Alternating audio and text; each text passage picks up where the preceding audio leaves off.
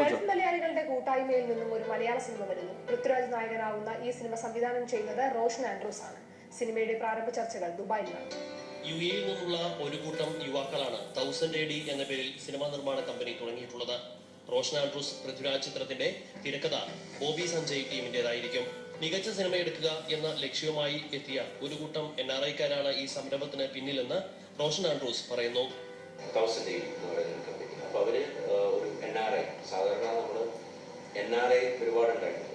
NRIകൾ ഒരുപാട് മലയാളത്തിൽ അന്യ രാജ്യങ്ങളിൽ പോയി ജോലിയെടുത്ത് സിനിമയെ സ്നേഹിച്ച് വന്ന് ഒരുപാട് ആൾക്കാരുണ്ടായിട്ടുണ്ട്.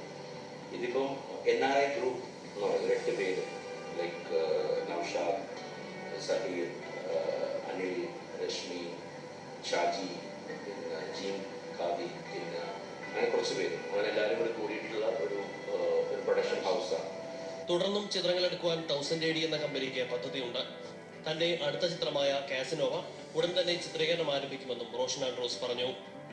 Satheesh, Asianet News, Dubai. ശിവരാജ് കുമാർ നായകനാകുന്ന കന്നഡ ചിത്രത്തിന്റെ പൂജ